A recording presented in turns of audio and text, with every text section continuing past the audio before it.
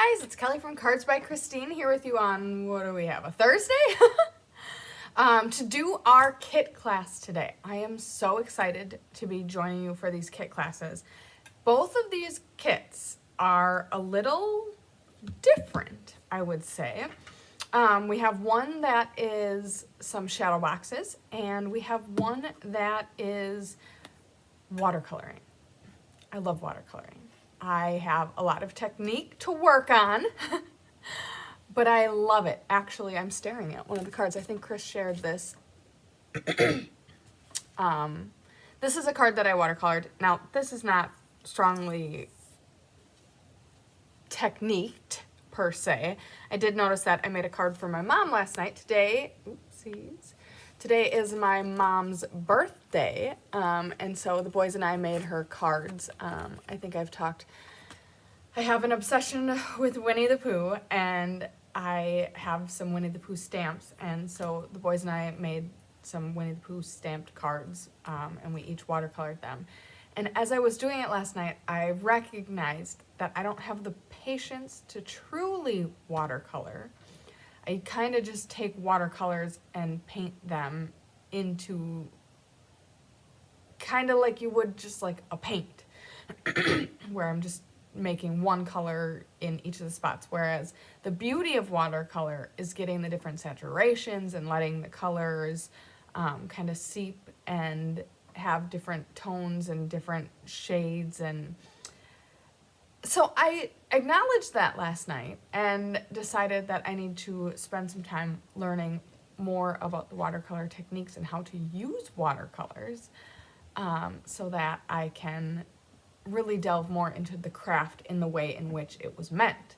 But anyways, that's a whole sidebar.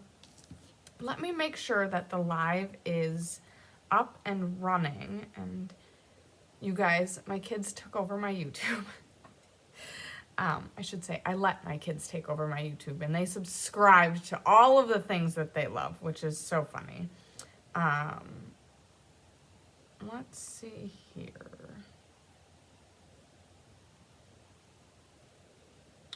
It looks like, here, I need to go to Cards by Christine.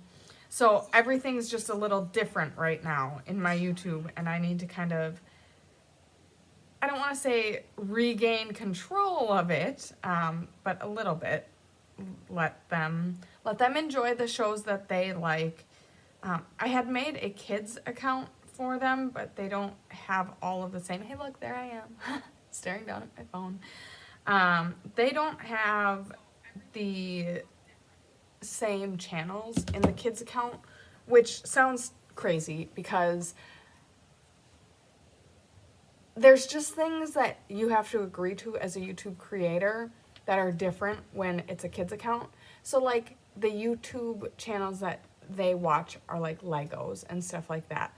So it's not inappropriate content, but it's not necessarily flagged in the kids account. So I was like, okay, you guys can use my YouTube account and get the content that you want on my side of things. I just have to be a little more diligent with it, and that's totally fine. But it's like my Cards by Christine and my Centerpoint Church and the things that I subscribe to now are like way on the bottom because they have all these other crazy accounts that they like to watch, which is all fine and dandy. Hello, hello, hello, everybody. Thank you so much for joining me, especially a little early. I have to buzz out of here at the end and go substitute for middle school. Our middle school teacher is out. And I was like, well, I can't take the whole day. I have class that I have to teach in the morning, but I can come this afternoon. So I'm going to catch the kids after lunch. And I have subbed for him before. So I think my afternoon is going to be teaching social studies, religion, and English to 4th and 5th graders. So we'll see if that's how it's going to tie out. But that's what I'm expecting to come into. And then I have aftercare, and I don't even get to see my mother on her birthday. It makes me so sad. She has a minor procedure that she's got this morning. So actually it's this afternoon. So she's going to be out of it. So I will get to see her at some point in time, but not on her actual birthday. That does, though, give me a little extra time to get those cards finished up. So anyways, good morning, welcome. I'm so glad you're here. We're gonna start with the frames. Let's see here. It's called Layered Landscapes, and look at this. So it's got frames, so of course it's not gonna fit in the normal box like we have over here. And I was like, whoa, what is this? So let's open it up and unpack it together and see. Oh my goodness. Okay. Ooh, wow, these frames are really cool. So, oh, that's right, there's 4 of them. Oh my goodness. I'm considering getting this kit just for the frames. The landscapes are beautiful, but I wouldn't see using them in my own personal home. So, but I love these frames, and I'm really impressed to see that they are, you know, you can hang them, but they also have an easel back. That is really cool. All right, let's see what else we've got. So we've got 4 white frames. They're all identical. I'm guessing these are 6 by 6 size. Yeah, 6 by 6. And so I doubt that you're going to be able to see this from the video, but it's got, the white has a little bit of a like textured finish to it. Kind of like a very mute stripe going through it. So that's a really beautiful extra detail that I was not expecting. Okay, so then what do we have here? These are the instructions as well as all of the contents. So, oh my. Oh, goodness gracious. So everything's just a little different because of the dimensions of the box. So that's fun. And then we've got, I'm getting some shadows. Let's see. Obviously, these are casting shadows. I'm going to move those to the back for now. And I'm going to open my drink this morning. Oh, it was a little bit of a chaotic morning this morning. I am not great at mornings. I'm going to start by admitting that. Glue dots. Ooh, lots of, I was expecting this. So they're shadow boxes. So these are dimensional strips, and 2 packs of them. So yikes, we're going to have a lot of dimension here. And we've got 4 frames.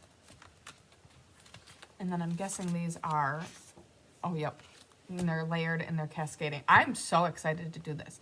So anyways, yes, I am not so great at mornings, and neither are my boys. And they also don't understand things like the concept of time, which is totally fine. They're 4 and 6. But it's kind of like, all right, yes, the TV needs to go off, and we need to finish our breakfast, and we need to pack our lunch, and we need to pack our bags, and oh, they just want to be on their own timetable. And I get that, and I foster that as much as I can, but at the same time, sometimes we got to keep moving. So we had a little bit of a rushed morning this morning. Okay, so this appears to be the stack for the mountainous one. This is for the river one. This is for the desert one. Oh my God, these are beautiful. Holy man. Whomever painted these, like, lots of time and skill went into this. So I anticipate these are going to be pretty simple to do because everything is already printed, it's already cut. All we're doing is layering the different imagery using the dimensional strips. So even on our instructions, so 1, 2, 3, and 4, and then they're going to show us how to mat them to put it in. So even on the instructions, they show you, so these, I don't know if you can tell, but they are long and skinny, and they cut in half. So they're showing us exactly where to put exactly where to put these long strips of dimensionals. So I think this is gonna be really simple. So we're gonna start with the, let's see here, make sure I have the right one. Ravine type. So we've got the piece that has a mountain in the background, and the bottom half is gray. So that, as you watched me unpack it, all of the pieces of each corresponding one are stacked on top of each other. So be careful as you unpack that you aren't mixing things up, because it could be more challenging to do this if you had everything all mixed up. So I'm going to take the stack that coordinates with this, I'm going to flip it over, because we are going to start from the bottom of the image and pile up to the top. Hello from Philadelphia. Good morning, Karen, and everyone else who has tuned in. So we've got Connie, Sandy, Jean, Mitzi, Susan, Mary, Maria, and now Karen joining us. Thank you so much for joining. And I did pop on a little early, so I'm anticipating a couple more people joining us as we turn the hour. So thanks for joining me early and giving me an opportunity to get to school this afternoon.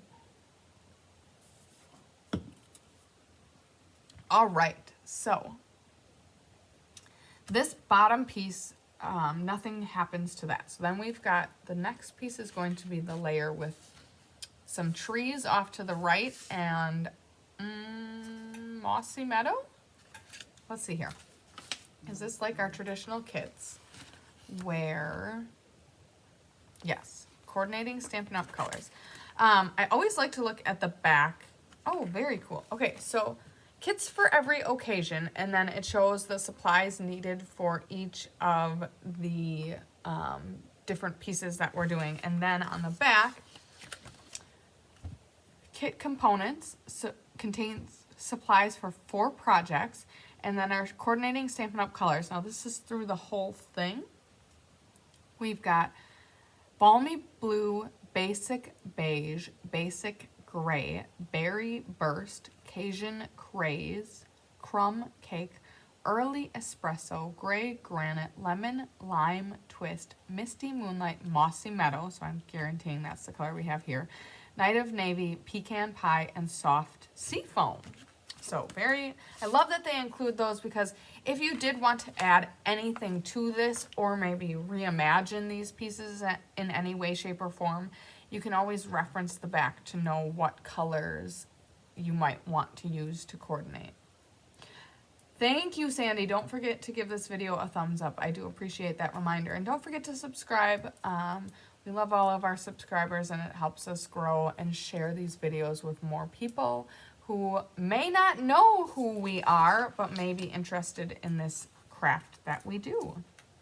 Okay, so we're gonna start by taking 1, 2, 3, 4, 5 strips. So they appear to be sized accordingly, and according to the instructions, we are butting this exactly into the bottom corners. But that is, okay, so you guys, I have very long fingernails, and right now that's unintentional. I do like having long fingernails, but these are out of control. I just never think of cutting my fingernails when I am by a nail clipper. So yes, the exact length of 2-dimensional strips is the exact length of the sheet of paper. So you want to be very careful and make sure that you're getting it exactly into the edges, and according to the image, we're aligning it straight with the bottom as well. Okay, so we are going to align another set about, I'd say about somewhere between 1.5 inches and 1.25 inches above the set that we just put down.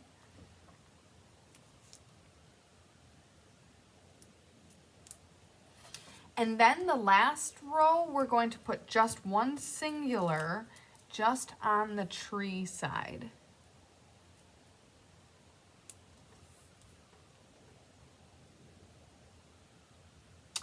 Then of course we're going to pull the backings off and then put it straight onto the full size 6x6 sheet. So the toughest part here is going to be aligning the edges. It does appear as though we're going to have a mat that we're going to put on top of this. So I think if we have a little bit of not exactly perfectly straight, that's going to be okay. All right, so then we have the next layer is brighter trees off to the left side. And we are going to do the exact same with our dimensionals. We're going to have one flat across the tree side and then 2 layers of flush left to right.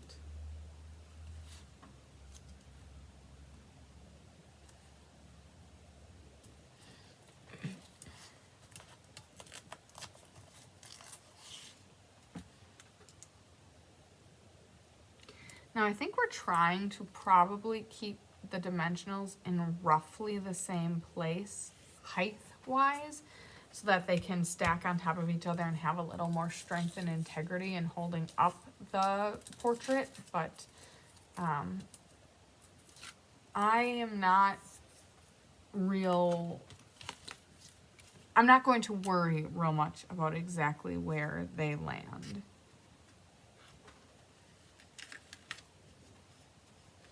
So now you can see here, I've got a little bit of mossy meadow peeking out on the left side here, and the trees are a little beyond. So that was a little cockeyed, I would say. But I don't think it's going to make a real big difference. Okay, so we're back to having bright trees on the left side, and we're introducing a stream into the foreground of this piece.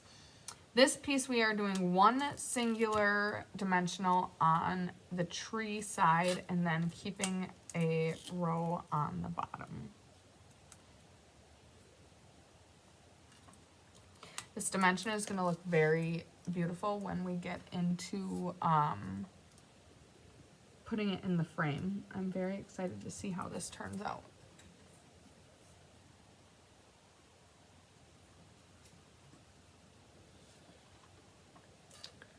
Sorry, I have a app timer on my phone. I should follow the comments on Chris's phone. I have an app timer on my phone that kicks you out of an app once you've spent 15 minutes in it, just so that I don't end up wasting my life away on social media. It has been very effective. I'm very pleased with the app. Okay. Lastly, we have the foreground that's going to bring a couple pine trees and shrubs and some other nature elements to cover the other side of the river panel.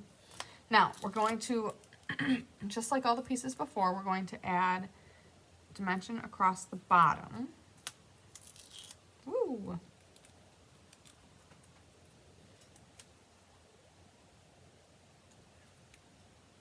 And then we are going to run a piece diagonal underneath the trees.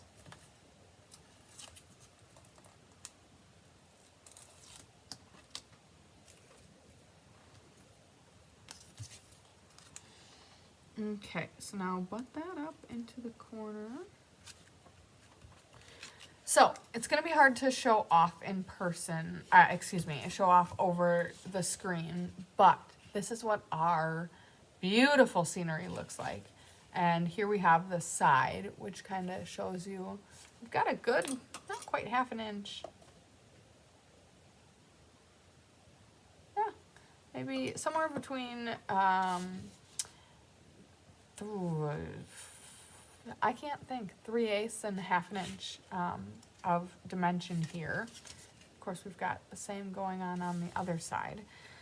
For the time being, we are going to set this off to the side. We're going to build up the other 3 stacks of scenery, and then we will put the mats and the frames together. So the next scene that we have is going to be the beautiful stony scene. Why can't I think? Desert scene.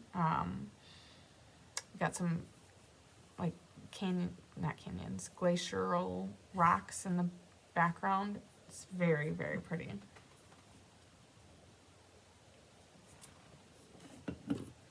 All right, so I'm gonna move this so I stop. Yes, Sandy, I am going to be doing both kits today. Great question. Chris and I are in conversations about how next year looks, and we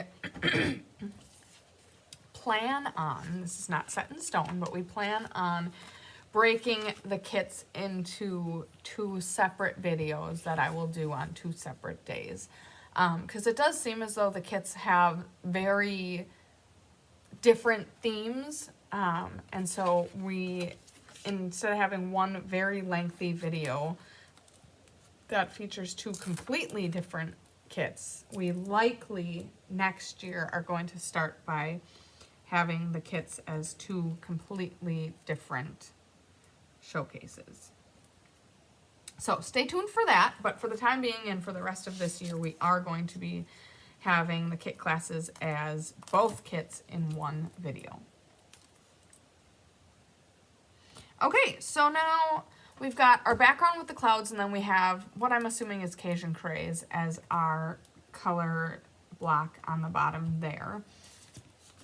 We're taking the first layer, which is the red rock, and putting our dimensions. We've got 2 straight strips going along the length of the bottom, and then we've got 1 centered under the mountains or the rock formations.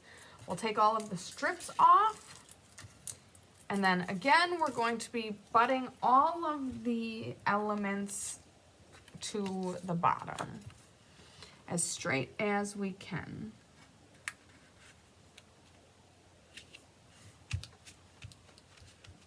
Okay, the next layer is more of the tannish colored rocks. We're gonna flip that over. Again, we are going to be putting 2 full lengths of dimension, and then now our dimension is going to be behind the rocks, which is going to be left aligned.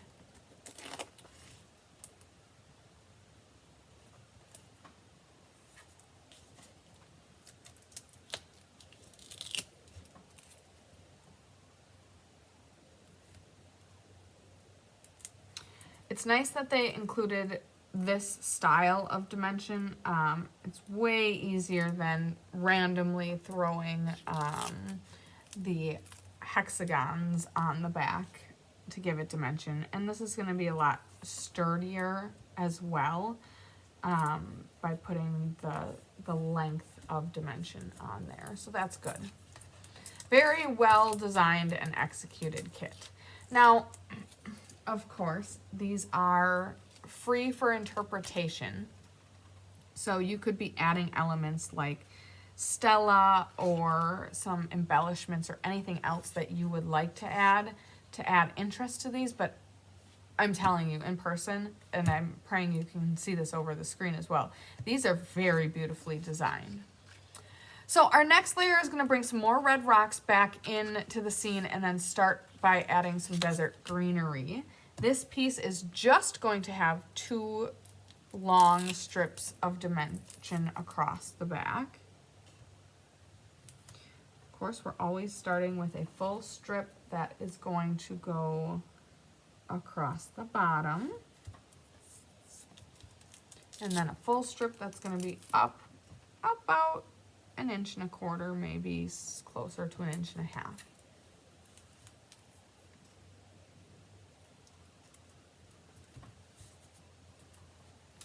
Okay, so then we peel that off.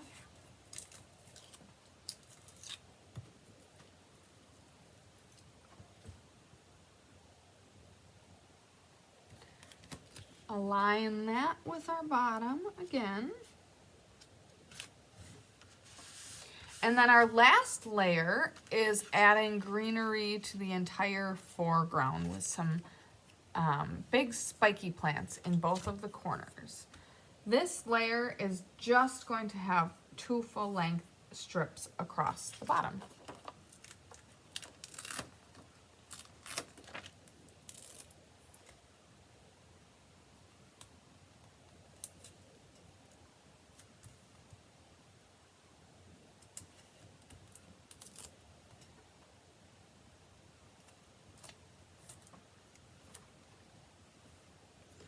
This one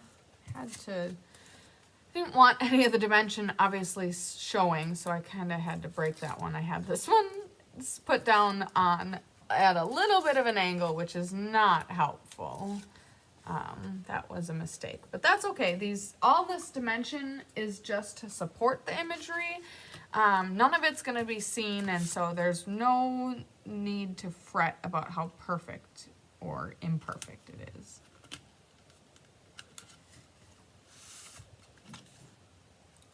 Beautiful. So again, here's a side view. I did a little bit better job anchoring these in a similar spot. I think that's just going to give it a little more integrity. But here's our 360 view of, oh, just kidding, 180 view. You don't need to see the back. That's less interesting. Okay, on to number 3. We are going to do the water scene with the beautiful, I don't know, is that a sunset type of graphic? This bringing that berry burst into the sky is so pretty. Okay, so the first layer of dimensionals is, the first layer is one small little rock formation with lots of pointy trees. And we are going to flip that over and add 3 full lengths of dimension. If I had to guess, Tyler would be a huge fan of this kit. I can hear him working in the garage behind me. Oh, kind of behind and next to me. Okay, then we're going to add a second layer.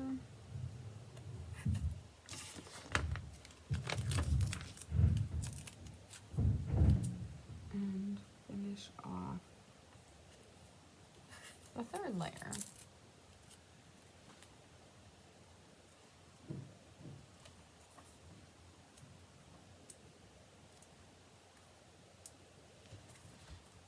Okay.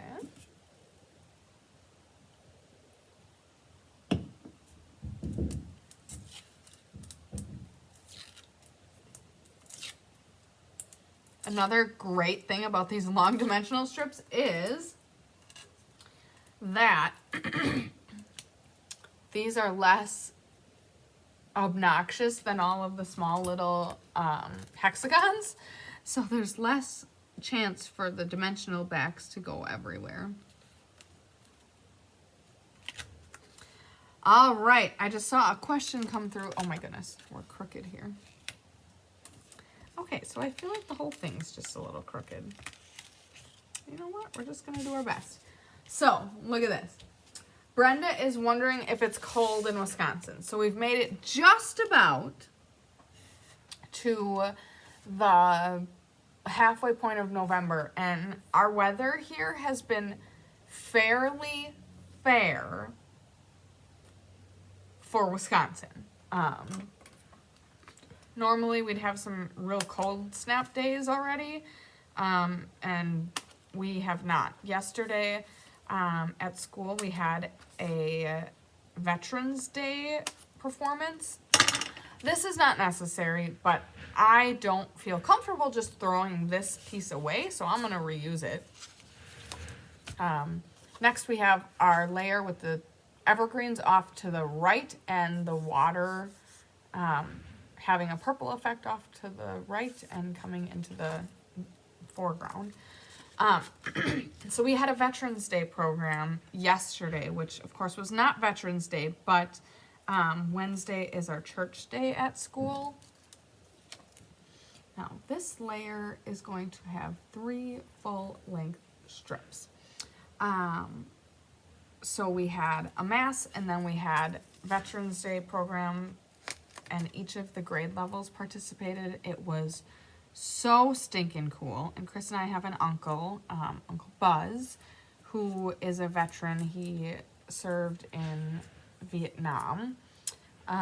So he came out and participated in the program. He came in uniform. There were a bunch of men and women that came in uniform. Barb, sorry, I was stuck to my fingernail. Barb of our stamping crew was out there.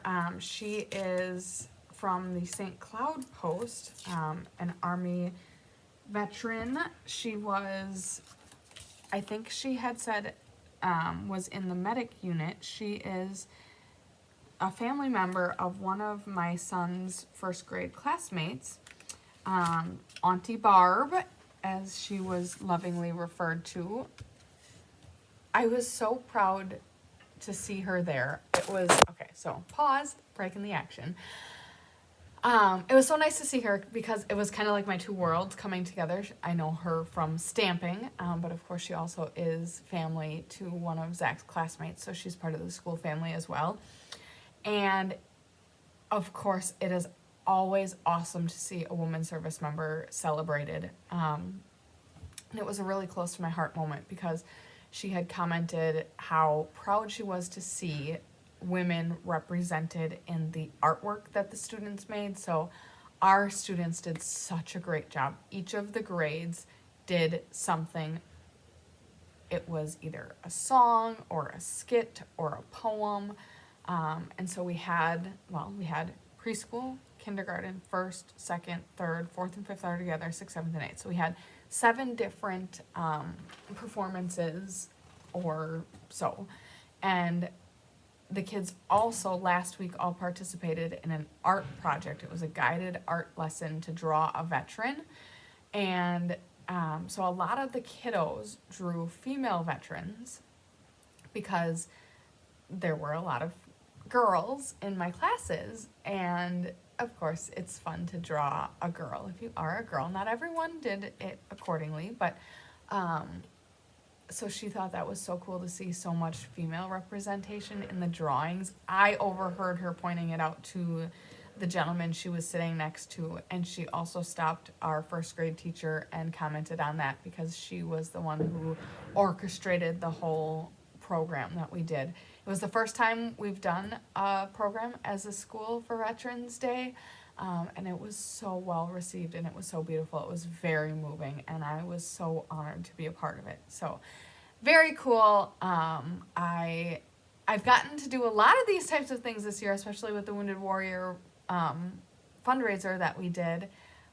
It's been so heartwarming to be able to honor veterans and service members in so many ways, especially knowing that so many of us, myself included, have family members who have served our country, and showing that example and kind of passing that torch on to the next generation to make sure to take care of these veterans who have given us the freedoms that we have. So very, very cool. I've got chills.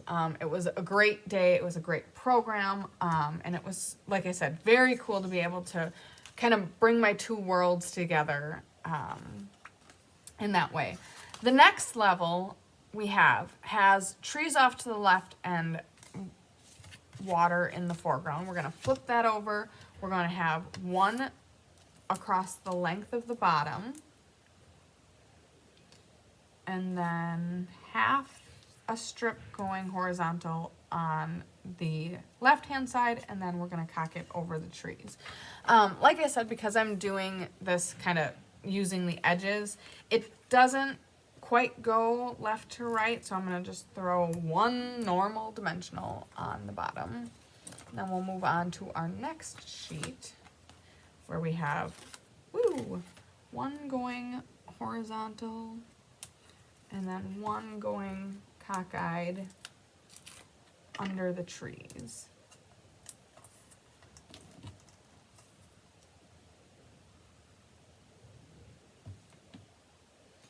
Hello, Mary. Thank you so much for joining. Oh, Jean, that is such a great idea. So she said sometimes she adds a little bit of liquid glue to the foam strips, not because it needs any more adhesive power, but it gives it a little wiggle, so that if you set it down and it's a little crooked, you have the ability to kind of shimmy it, which of course you do not have using just the dimensional as it stands. And look at there, I of course go crooked again already. I should use her suggestion. Okay, then the last layer, we have rock and foliage coming in from the right. So we're gonna flip that over. We're gonna have one strip going straight across the bottom and then one coming diagonal behind the foreground imagery. Oh, and you know, so here's the thing. I never answered the question. How's the weather in Wisconsin? So what I was leading up with the Veterans Day program to say is I was wearing a dress yesterday. So we still have decent weather here in Wisconsin. I am not ready for the cold snap. That is sure to come. But Wisconsin, I've lived here my whole life. We seem to have had a bit of a shift in our weather pattern. I never rely on snow before Christmas anymore, which is absurd for Wisconsin, it seems. We used to always have a white Christmas, but it seems these days that our snowfall more reliably comes when we turn to the new year. Okay, so here is our third panel. And then last but certainly not least, we have our snowy mountain scene. Here are the layers to that. And we're gonna start by bringing in the left glacier. We're going to do 2 full strips and then 1/2 off to the side.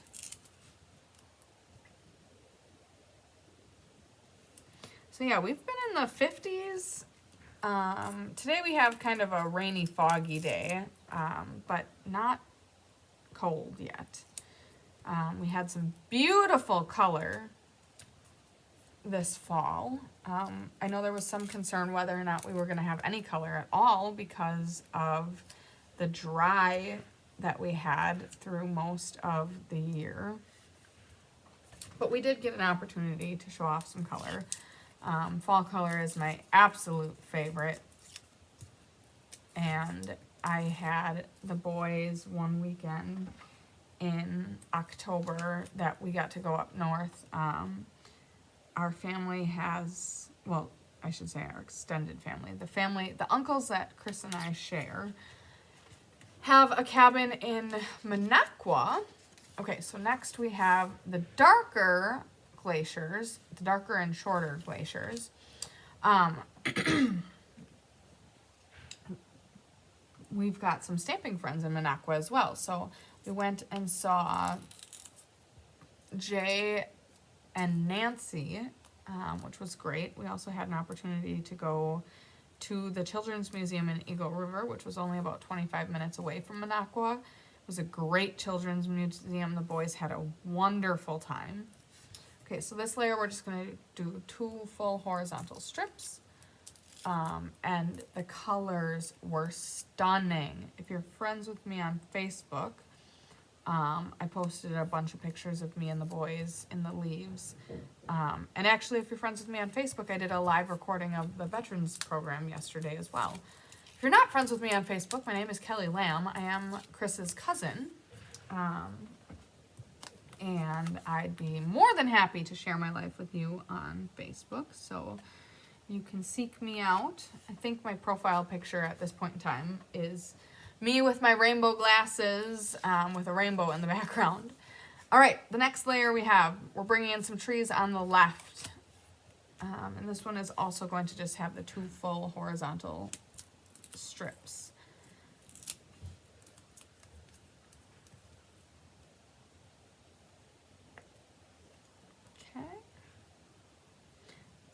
You can seek me out, and I'm more than happy to accept your friendship on Facebook. I don't share much to any card making stuff on Facebook, and I was very inactive on Facebook for quite a while, but gone through some life changes, and I know that I have a whole community of stampers and my high school and college friends that I want to keep in the loop of what I am up to. So I've tried to resolve to be a little more active on Facebook. All right, so we're gonna flip that piece over, line that up.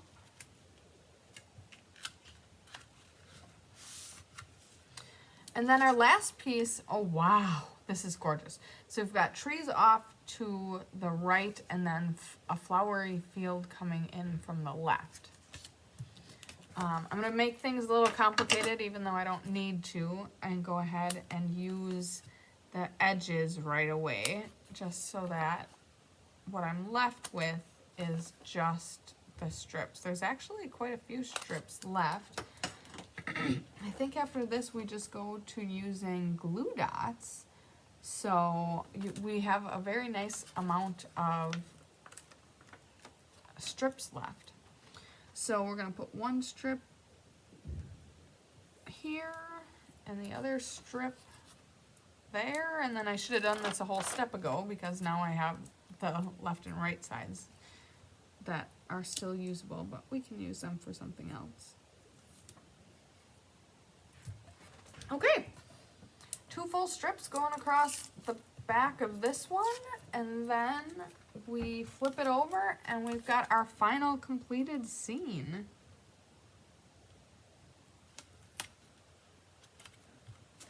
So here's what that one looks like. And show off the different layers. Okay, so I'm gonna bring all of our scenes back into play. Wow, oh my goodness. Does anyone have a favorite? They're all very, very pretty. I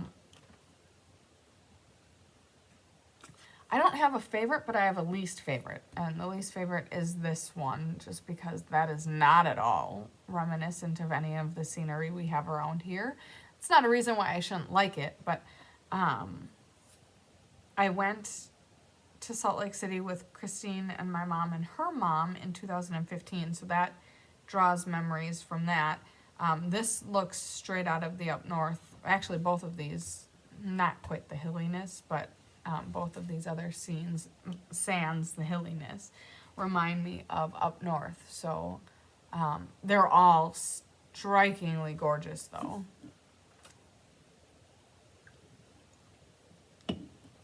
Okay, so now I'm going to bring in the mats.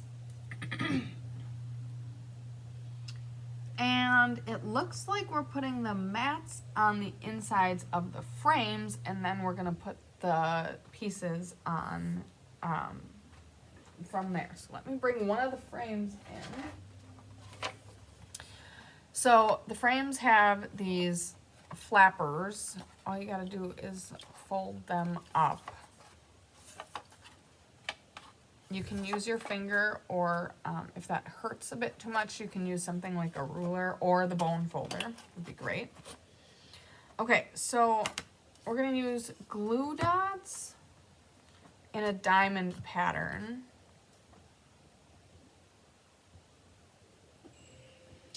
On the mat, and then lay the mat inside. I'm not gonna lie to you, that makes me nervous because we only have a small ledge to catch.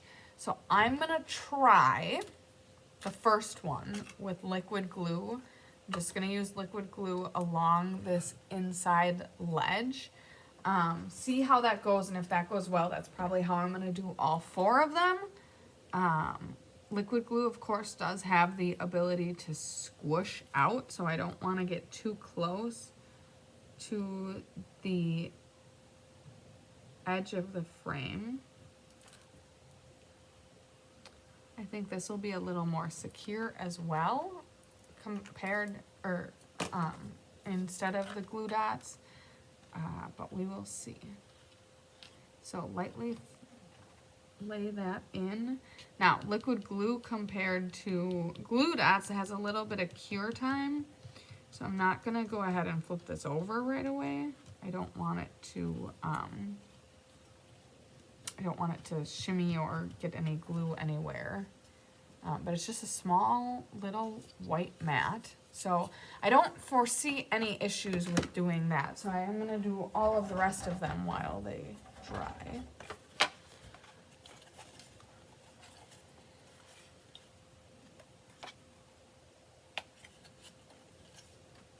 I used to work for a photographer, so I am very familiar with using these tabs, and my fingers are kind of dull to the pain. I worked there a couple of years. I loved working there. They were one of the elite photographers in our area. And I actually really enjoyed framing, but it's been a long time since I've done that.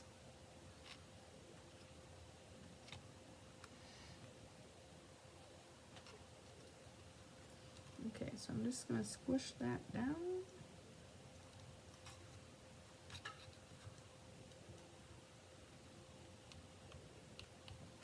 Okay, then I'll move this one off to the side.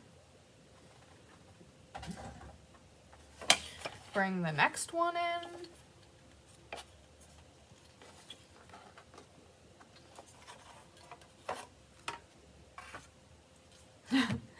So, beautiful kit, very easy. I think this took me about 45 minutes, and of course I'm talking as I'm doing this, so that oftentimes takes a little bit longer.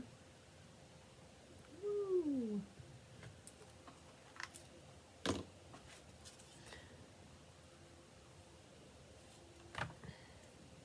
So very simple, beautiful kit. Would make great gifts, or you could obviously hang or set them as decor in your own home. Like I said, you can also purchase with the intent of creating anything else in these frames.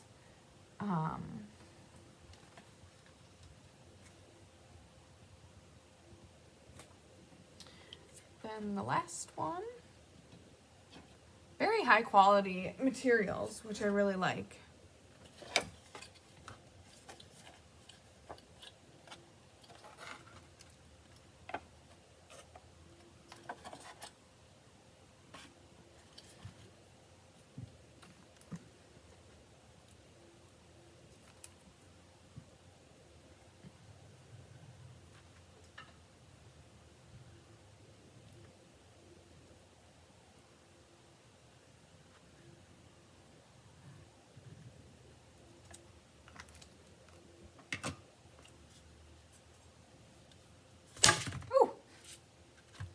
Bad.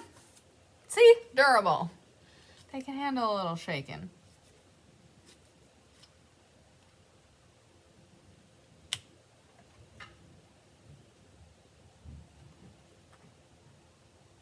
There's probably about a 1/16 of an inch around, kind of like buffer. Obviously you need to have space to put it in.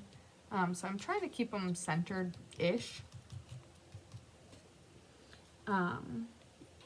But there's really not too much of an issue to have to worry about.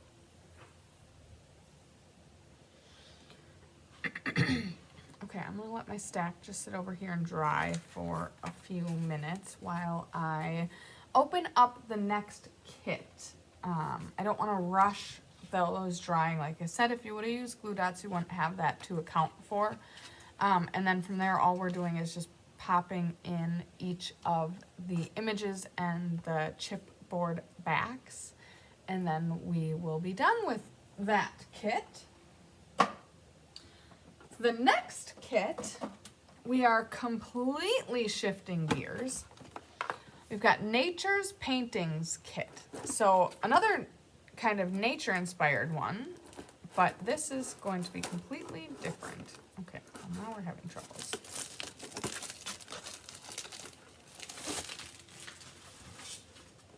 Okay.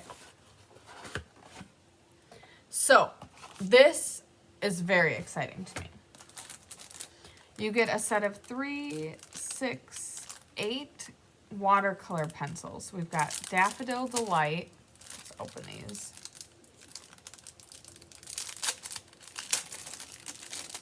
If you don't own watercolor pencils, this kit is a great way to kind of just get into watercoloring without having a ton of expense, because you're getting basically like a half set of watercolor pencils, you're getting a water painter, and then you're also getting all this beautiful imagery. So we've got Daffodil Delight, Pumpkin Pie, Flirty Flamingo, Red, Berry Burst, Early Espresso, Garden Green, and Coastal Cabana. Now, they each have a number as well. I don't really know what that number corresponds to. Chris also has watercolor pencils. Some of her kits are maybe older though. Watercolor Assortment 2. Yep, these do have numbers on them as well. So, I don't know. There is some overlap, like Flirty Flamingo here is 15, and what we just received in our kit also says 15. So some of these colors probably come in the kits. I don't know if any of them are unique to... Okay, so 14, 15, 16, 17, 18, 19, 20, 21, 22, 23. Watercolor pencils, the first assortment. Okay, yeah, so we've got, it appears as though a full set of Stampin' Up! Watercolors would be 1 through 23, maybe? And then we've got just an assortment of them here. So 25 appears to be after 23, so maybe there's a 24 and a 25. 24 is red. So we've got Real Red, Cherry Cobbler, and then number 24.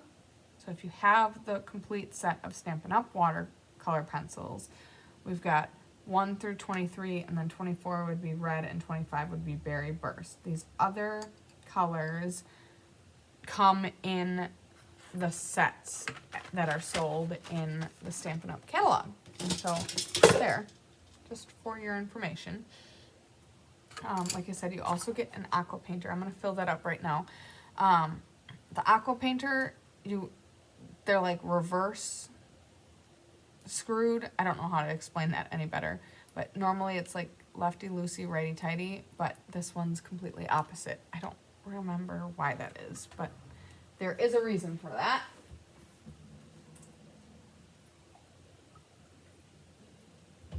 So all you have to do is fill the barrel, screw it off and fill the barrel with water, and then screw it back on.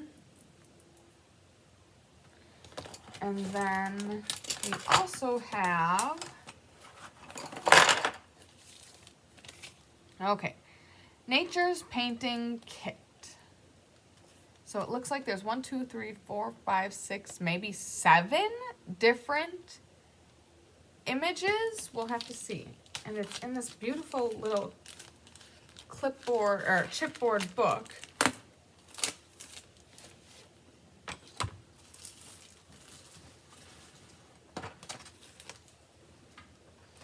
All right, so we've got kit components. Contains supplies for 24 projects. So there must be 24 sheets of watercolor paper here that you can take out and color. And the coordinating Stampin' Up! Colors are, of course, the colors of the watercolor pencils. So we've got Berry Burst, Coastal Cabana, Daffodil Delight, Early Espresso, Flirty Flamingo, Garden Green, Pumpkin Pie, and Red. oh my goodness. Okay, so we've got 1, 2, 3, 4, 5, 6, 7, 8, 9, 10, 11, 12 different images. So you've got 2 each of 12 images, and then the instructions show you an idea of how to color in 3 of those patterns. Very cool. Okay, so we will get to that in just a minute. I'm going to pump the brakes and turn back to finishing up now our frames because they should be dry now. So we've got the piece glued in, and of course we've got the hardware will dictate which way we're going to be putting our stuff in here. So, and of course I'm just about to do it upside down. So make sure your hanging hardware is on the top, and then you can just flip this piece into there, put your chipboard backing back in,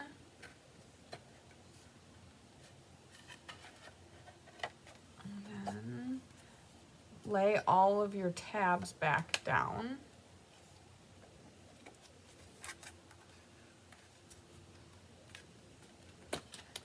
And then you've got this beautiful framed piece with so much dimension.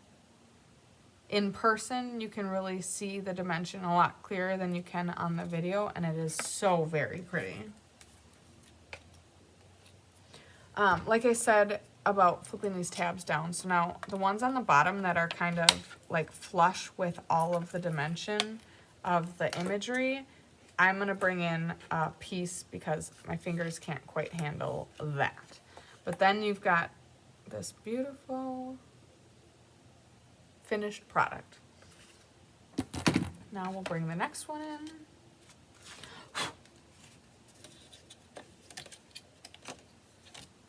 Okay, first lay the image in and then lay the chipboard in.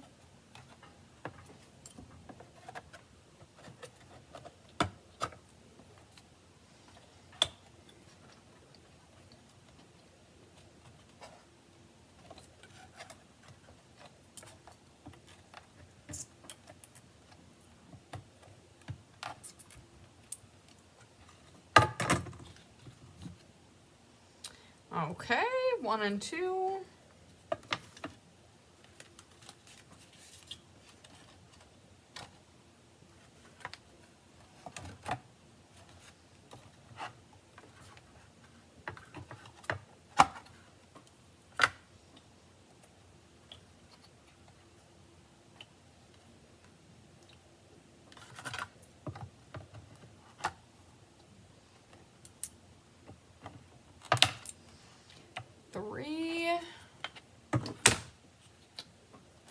And then last but certainly not least, number 4.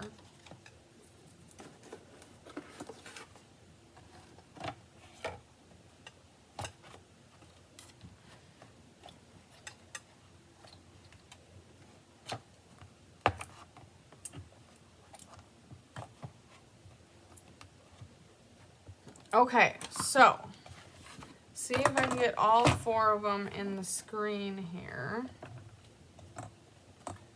These are beautiful. The frame really finishes them off, and I am just blown away by the quality of the craftsmanship here. So definitely a great kit. I highly suggest grabbing it, especially if you like this type of, you know, sometimes doing something different, having a craft instead of cards is a fun switch for us. And it's really cool. Like I said, I'm a huge fan of the fact that the chipboard backing is able to be stood up and hung on the wall. So very versatile there. So I'm gonna move these off to the side.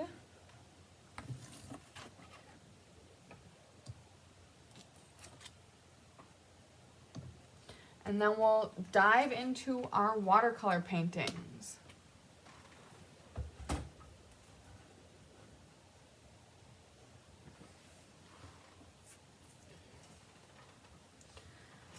Okay.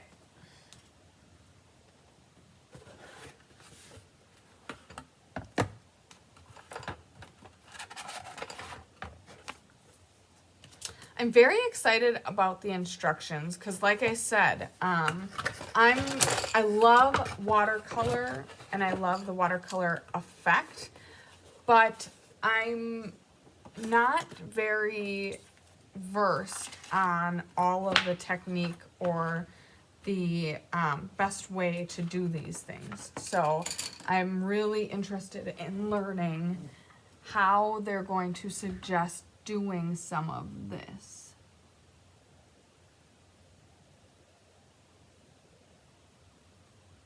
So, I lost my comments. Let's see if I can get back to the chat. Okay, perfect. Okay. Oh, yes, Sandy, you can send, okay. I'm gonna catch up on my comments because I missed them for a while here. Yes, Sandy, you can send the payment for your personalized stamps. That's not a problem. You like the upper left. I can't choose you like them all. That's great. Have to leave for an appointment. We'll have to watch the replay later. Love those frames. Connie, I agree. They are beautiful. Okay, so we are going to be focusing on 3 different watercolors, and it looks like they're kind of easing us in to watercolor techniques, so that's great. So the first one we're going to do, I'm just going to point out, this is on a beautiful thick chipboard back. The cover image is a watercolor painting of the first page that's in here. So there's kind of inspiration for how you would do the first one right there on the cover. And then we've got beautiful black and white imagery. You can tell that they're printed on watercolor paper. Here's some peonies. So here's the first one we're going to be doing. These are sized, I'm trying to pull it out very carefully, 4.5 by 6. So they're not necessarily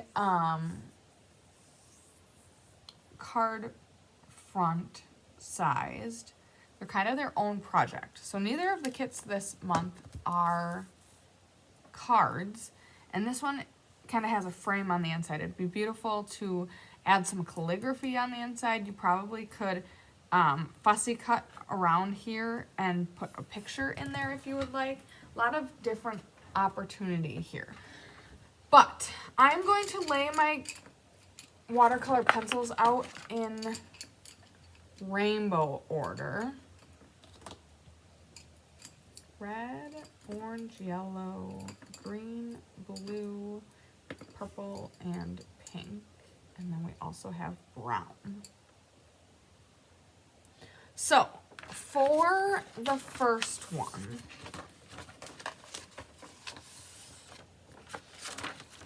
we are going to be using Daffodil Delight, Garden Green, Coastal Cabana, Berry Burst, and Early Espresso. So there's a tiny little graphic at the top here. You can see from the butts of the colored pencil what color they are prescribing. And then the second graphic shows where they suggest placing the color strokes. And then the third graphic here shows kind of blending it with the water paint, the aqua painter or the water painter. So we're gonna get started. I'm gonna start with the yellow. The yellow are these big cotton puffs. And it looks like we're kind of just adding strokes that are about 3/8 of an inch long from the outside in. Now, one thing that I do know about watercoloring is it is best to start light. Now this is not in terms of watercolor pencils, but to start light and layer color in. So we are going to be painting this whole puff to be yellow, but keep a lot of white space because the aqua painter is going to be drawing some of that color in, and you can't really take color away very easily. It's much easier to add color as we go. So we're going to be adding strokes, and what I'm doing is I'm kind of just making straight strokes that are all following, they're all pretty well parallel to each other. And then I'm going to do the same along the edge of the paper. Now these I'm going to keep a little shorter though, because they aren't the outside of the, it's not a full circle. This is kind of just a cropped version.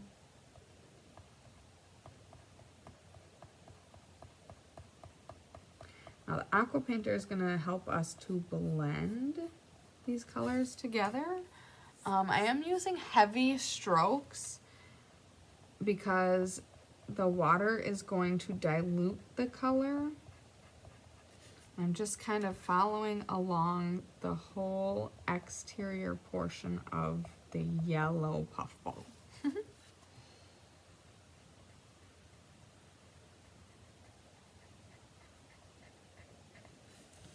Keeping short, concise, dark. Like I can feel it in my hand already. I am having nerve issues in my in my right shoulder. So my hand is a little weak, but trying to keep nice, dark, heavy strokes so that I can spread them with the water. So now, again, here along this one, I'm just keeping the yellow all the way along the exterior. Rounding the corner here. And then bringing it up the side. Watercolor comes in a lot of different mediums.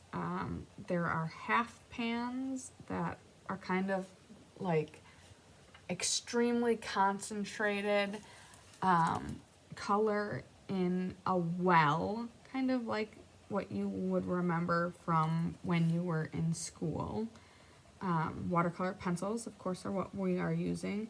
And there's also liquid watercolor, which is a completely different ball game. I don't use watercolor pencils all that often. I would like to use them more because I really love how this part of the watercolor medium kind of slows you down because you get to put the color exactly on the paper where you want it, and then disperse it via the water with the aqua painter.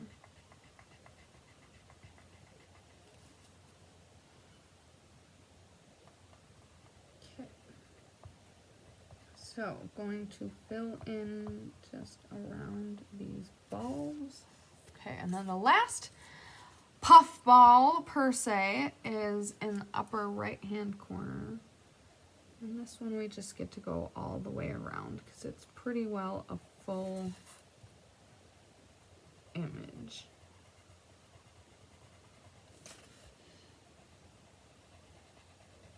Now the thing with water is it does warp your paper, so when I do watercoloring not using watercolor pencils, I usually mask off a portion of my picture and tape it to my surface using painter's tape. I can't do that here because the imagery is all the way to the edge. You could do it on the poinsettia, but we're going to be using a lot less water than traditional watercolors because of the watercolor pencil format. So basically we have one color laid down. It is our Daffodil Delight, and they are going just around all of the edges of the yellow or giant puff balls. Okay, and you can see kind of how I have just continuous strokes, short little strokes that I am laying down on my paper.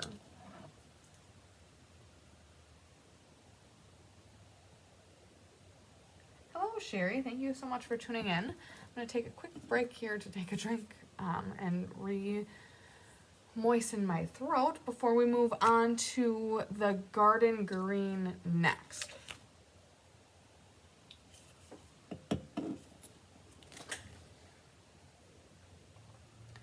Actually, I think I'm going to take a minor break from rainbow order because green is going to be just on the leaves. There are a couple different types of leaves, whereas the rest of the colors all follow just a singular flower type. So I'm going to move next to Coastal Cabana. Like I said, I have some nerve things going on with my right hand, which of course is my writing hand as well. I kind of get some shooting nerve pain down my shoulder into my fingers, so I need to shake that out a little bit. Okay, so these types of leaves are where we are going to use the Coastal Cabana. What I'm going to do is, you can see from the instructions, their suggestion is to just bring it along the inner veins. So I'm going to do that next. So we're going to start here. I wish I could bring this closer to you. Do I have the opportunity to zoom? Let's see.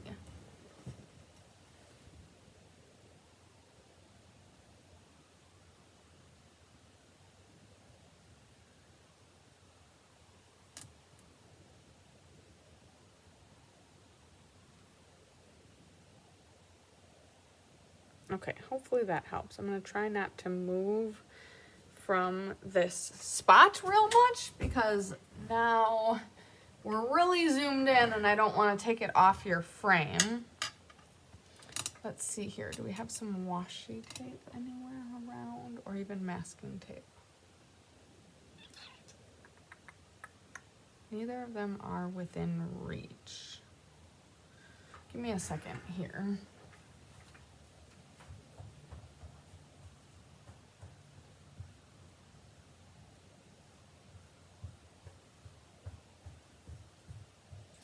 I think this will help you see the strokes a little clearer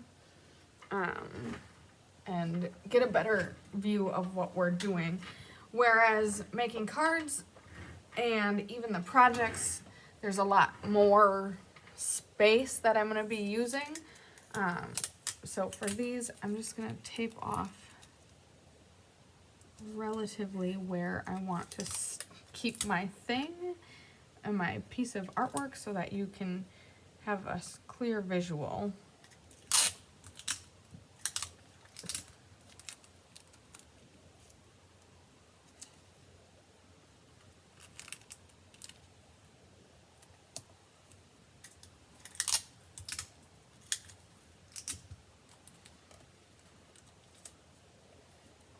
This will hopefully just help you have the best idea of how to do this, especially if you are largely unfamiliar with using watercolor or watercolor pencils. Okay. So that's roughly where I want to keep my stuff so that you can see what I'm doing. Okay. So now we're going to bring Coastal Cabana in on these ferny looking leaves. So I'm first going to draw up the central stem, and then I'm going to just add some color to the veins that are shooting off of the stem. I am definitely not bringing the color all the way out to the end of the leaf, because that's where you're gonna get that just flooded look, whereas now we can kind of have a more monochromatic look that we can drag that color out and get different shades of it.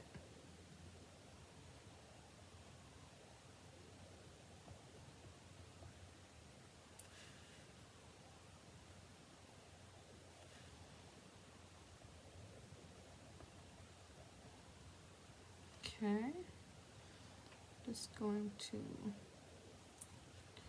continue with all of those leaves.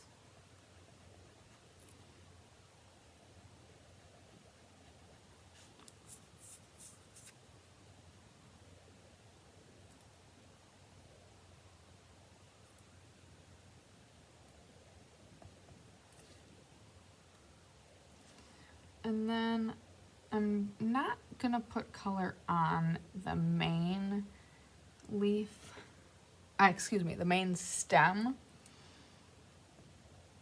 just because what I struggle with watercolor, and I'm working on actually, is putting too much pigment down. I'm gonna turn this because you can't easily take it away, and I don't want to oversaturate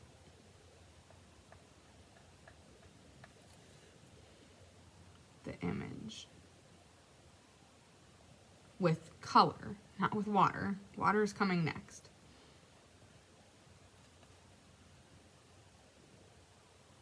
So kind of just following the lines down the stem that exist. These leaves get smaller and smaller, so I'm giving less additional strokes. I'm kind of just following the lines that are provided there, whereas on these bigger leaves I was adding a little bit of extra color around just those veiny lines.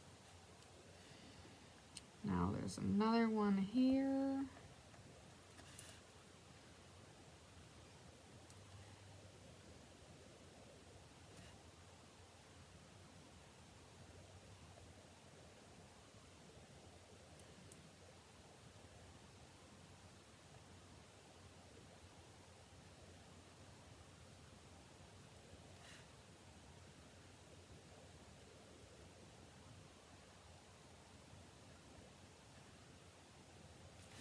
Okay, now Coastal Cabana is going to stay on just this leaf fern style. So there's none around the left side. We've got a couple more down here on the bottom and none on the right side as well. So I'm gonna just move this. And we're gonna work on these leaves.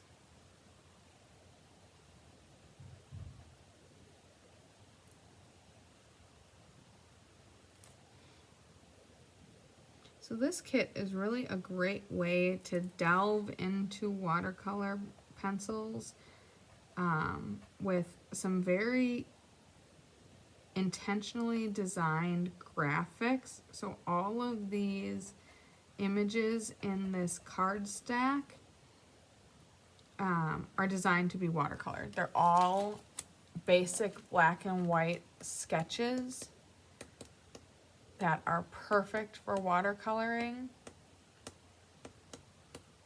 and you get a sampling of the supplies you need. Whereas, so you've got 8 colored pencils and 1 aqua painter, whereas there's more of an investment if you were to buy the watercolor pencil packs and the water painters, which come in a set of 3. The 3 that come in the water painters are different brush styles. So you've got the one that we got in the kit here, but then you also have a smaller brush, oopsies, a little too high, and then a fan style brush. Let's see if I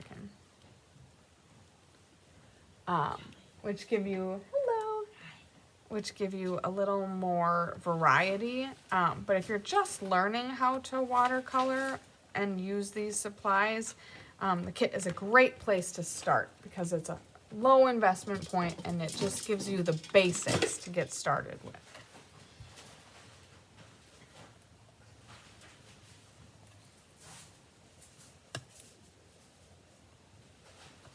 So, continuing to just kind of follow the vines down the center. Got one more here.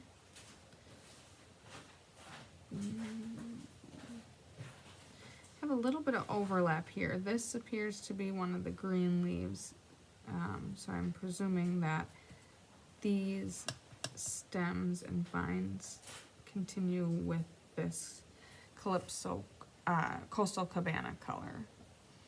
This as well looks similarly created, so I'm going to throw some Coastal Cabana on these.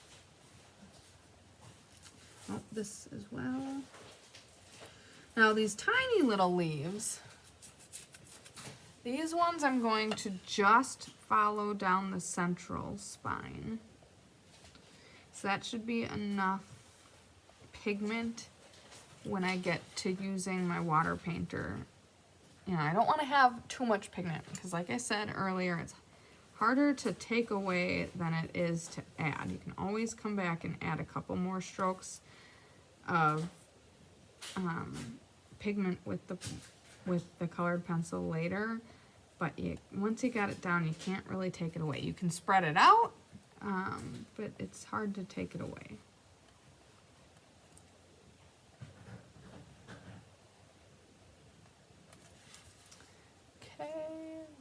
Sorry, I'm trying to keep my hands out of it enough that you can see what I'm doing.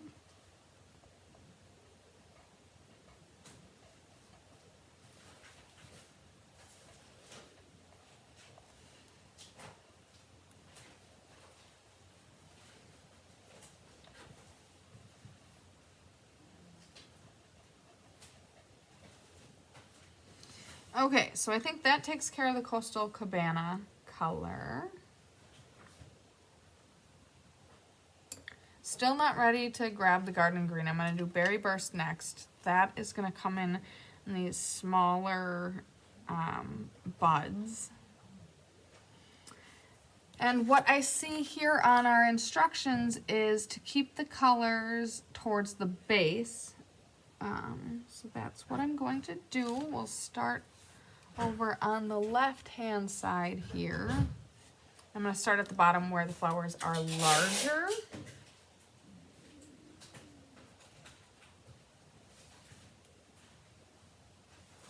Okay, I just need to pop back in and grab my live chat.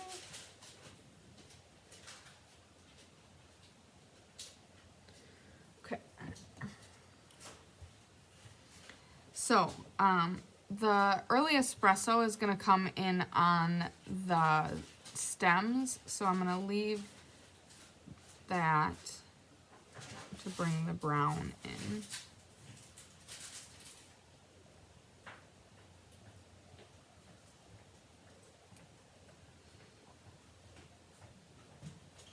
The tough thing about black and white imagery is sometimes you don't know exactly what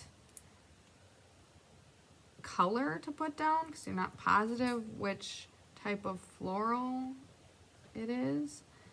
Just do your best. There's no right or wrong answer.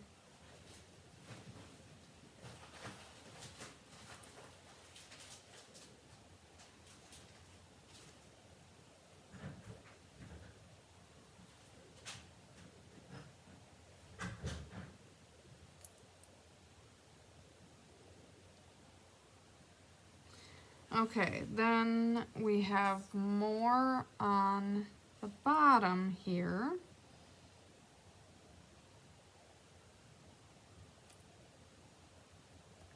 Just kind of slowly, methodically going through stem by stem. You know, I don't want to kind of have a squirrel moment where I get distracted by something and accidentally color the wrong thing, or put color where it doesn't belong. Of course, it's just art. There's no right or wrong, but, you know, we're trying to do our best to fill in just the florals here and leave some space to bring some of that early espresso in.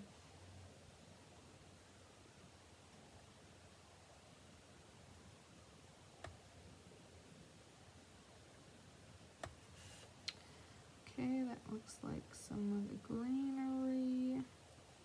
Okay, coming around to the right side, got some more here and then a little bit on the top.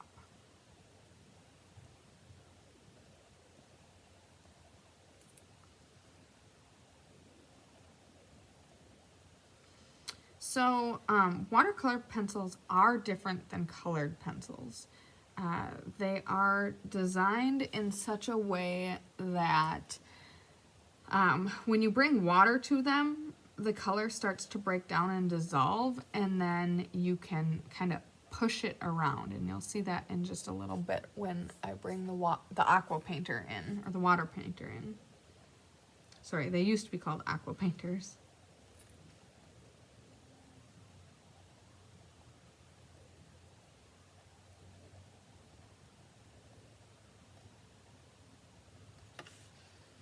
Okay, and then coming over to here, just a couple.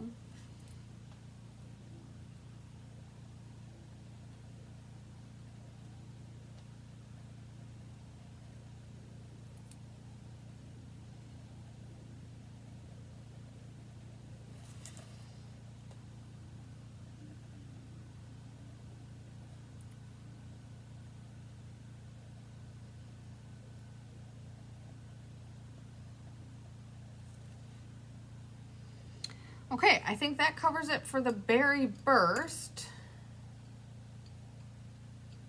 Next, I'm gonna bring in the early espresso, and then I'm gonna finish with the garden green.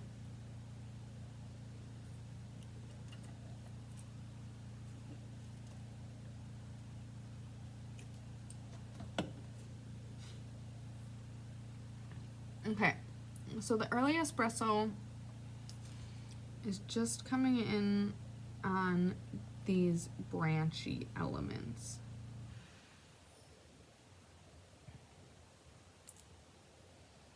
I'm just adding a smidge of pigment, and then I'll push it with the water.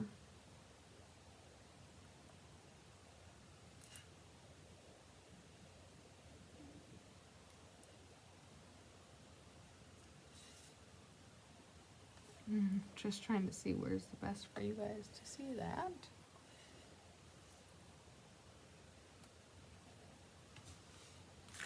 Let's see here. I'm going to try to move my lights a little bit farther in hopes that that helps.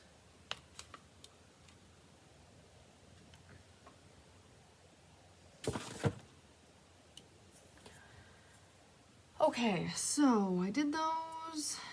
Now I'm gonna turn over and do these.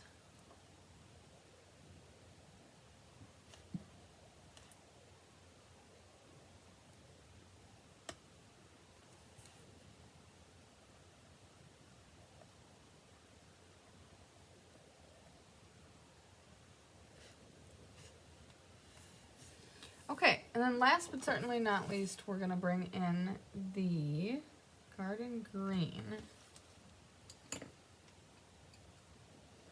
And if you haven't figured it out yet, we're doing the leaves that remain. So I'm just gonna go up the vein in the center of this leaf, up that vein, add a little bit of color to the base here because there are some leaves around there. Here's another leaf. Okay, now here I'm gonna go and I'm just gonna kind of add some color to the inside. I'm not going to follow the veins on this one. I'm just going to add some color to the interior of the leaf.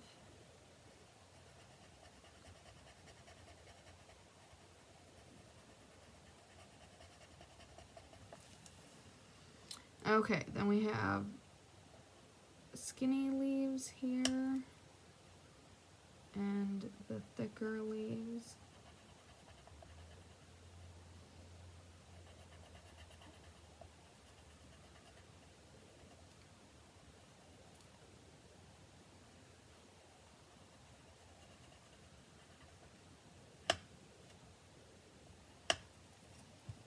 Okay, here's some more.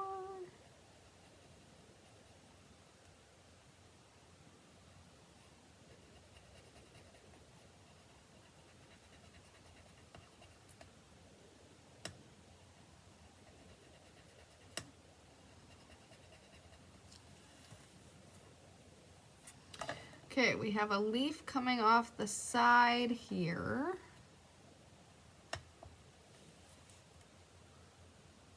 Pull some pigment down the middle of those skinny ones.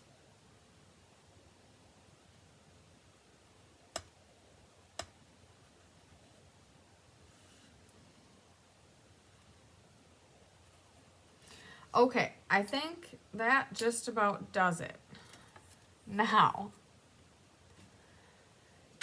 Now's the nerve-wracking part. Now we're gonna bring in the water.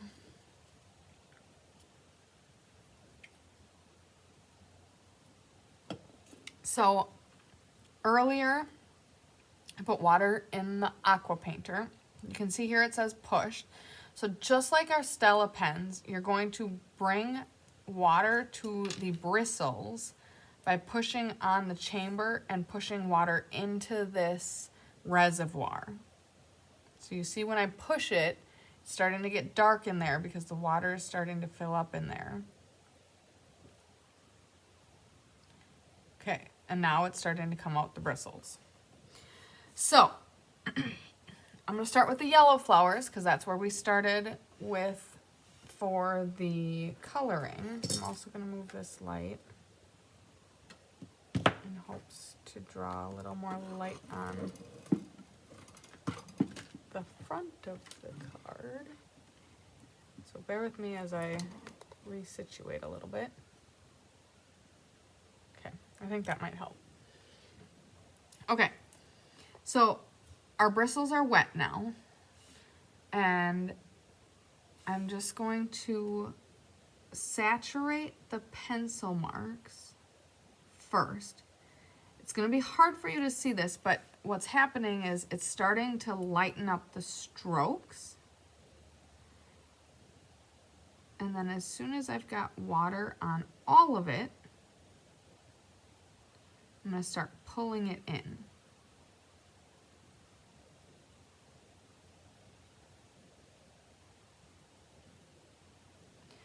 Now, I want to maintain the illusion of depth, so I don't want to completely desaturate the edges because I do want there to be, let's see, I'm going to bring this up a little bit. Okay, so I still want there to be kind of like that ring effect where it's darker along the edges, but then fades in to the center point. So I'm going to continue to do that. Thanks for joining us, Susan. Enjoy the replay. Okay, now I'm going to move on to the second puff.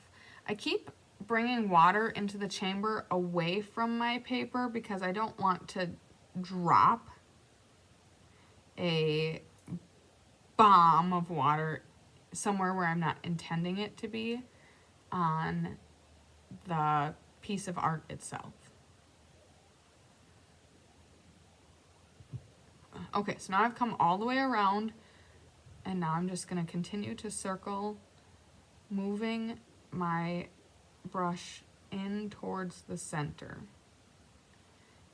kind of pulling out to grab a little more pigment and then slowly working it in. Now it's very harsh white in the middle of this one, so I'm gonna take looser brush strokes from the outside all the way in. And I don't mind there being a little bit of stark white right there. So that's how I'm going to continue to work around these yellow puff balls, as I have been eloquently referring to them as.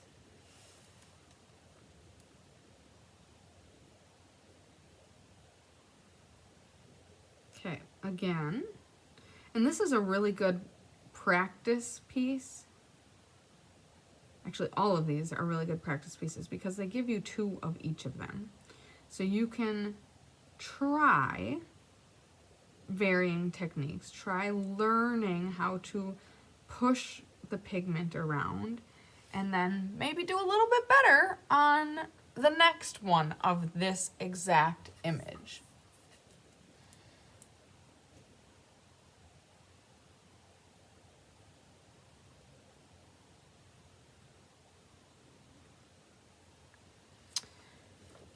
Now that I'm halfway through this one, I'm going to try to show you, okay there.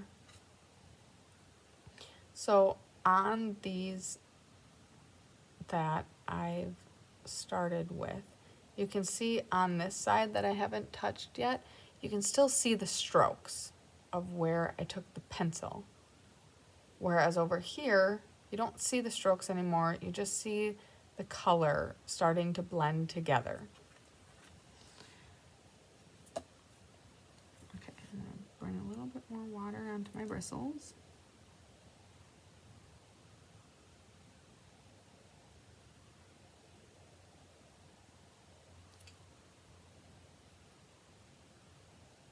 I kind of think of it like I'm melting the color, melting the strokes.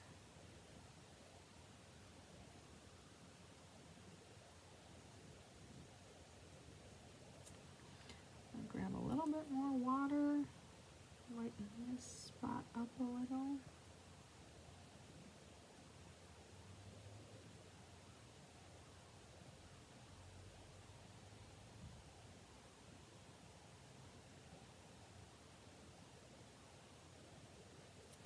Okay. 1, 2, 3, 4 puff balls done. 2 to go.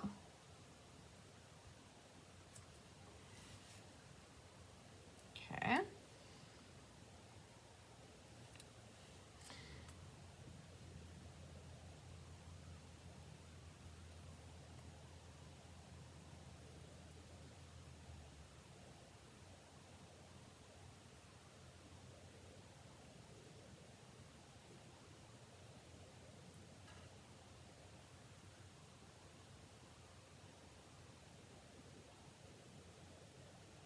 Okay, now that I've gone around the entire perimeter, I'm just gonna keep pulling the color towards the center.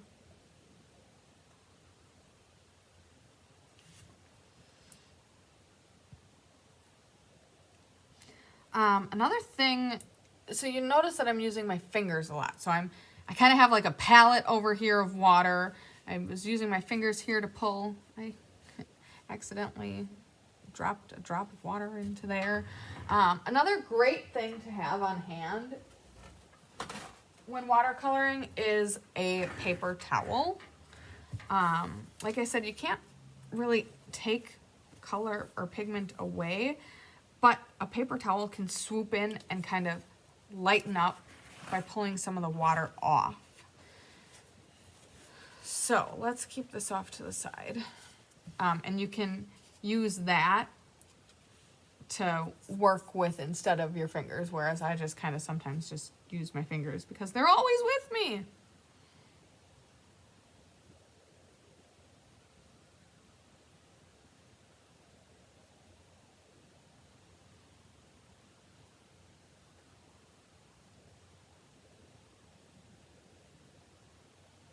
Okay, so now I have water around the entire perimeter. Now I'm going to start pulling the color in.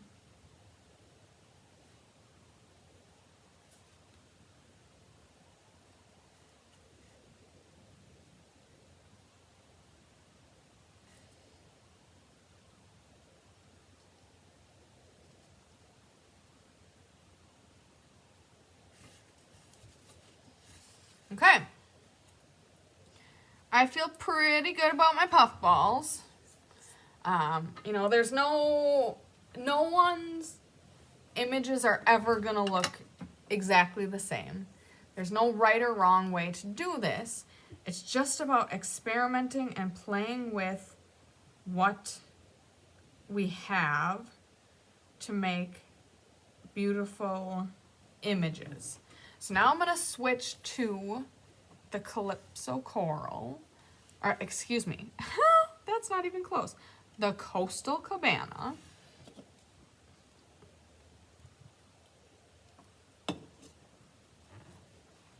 Again, using the same technique.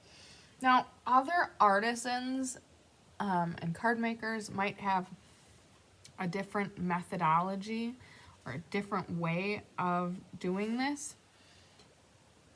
This is just the way that I have learned to work with watercolor and watercolor pencils.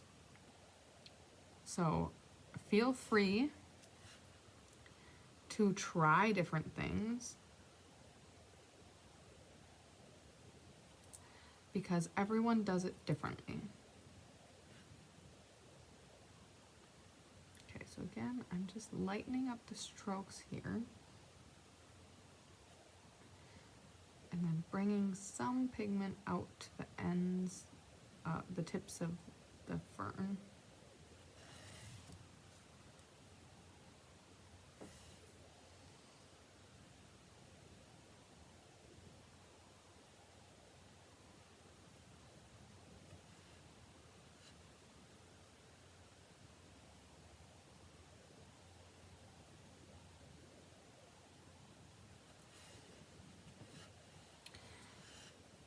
So, out of curiosity, who in the audience here owns watercolor pencils or the aqua painters, water painters, whatever we call them? Who's used them before? Does anyone have experience with watercolor or watercolor pencils? Do you enjoy doing this kind of stuff, or is this a little too artsy?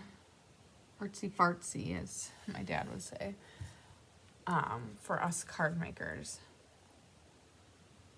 It's definitely a different avenue. However, there's definitely a crossover.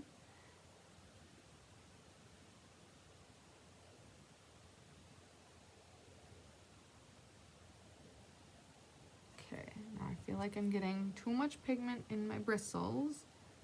I want to keep it light. See, now I'm someone who has used watercolors before and who has used watercolor pencils before.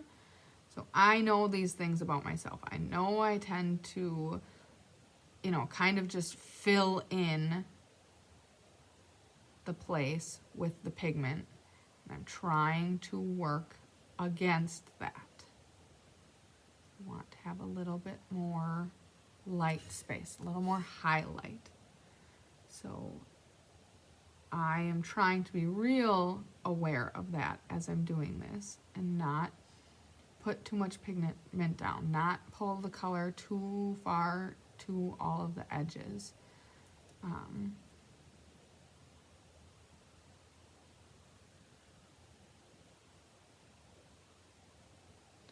So that's just me and my technique. Okay, but I'm a fan of how that one turned out. I'm probably gonna cut this video after this image is done for several reasons. I do have to go sub today. The video is getting kind of long, and watercolor is not something you want to rush through. Also, another very important reason is we are working with water, and water needs to dry. I like to, when I'm using watercolor pencils, come back and add some strokes. Not always, but especially like the cone flowers, I probably won't, or not cone flowers, the puff balls that I've been referring to, I probably won't add anything to those. But like these Coastal Cabana leaves, I probably want to add some full strength color to them.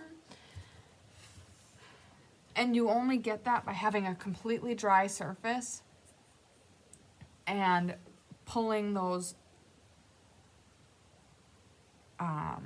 vein lines back, putting those vein lines back in. And we'll see. The other thing about watercolor that is very important to note is this will continue to expand how it looks as it dries. Because the water is going to seep into the paper, and when it does that, it might continue to move, it might continue to shift, it might continue to lighten or darken in some places as it sits.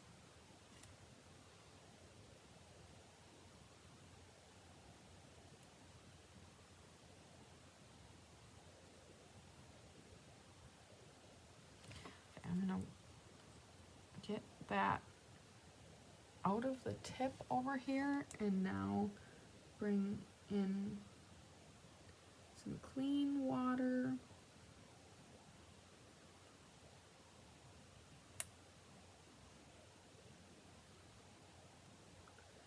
Try to pull it to the edges.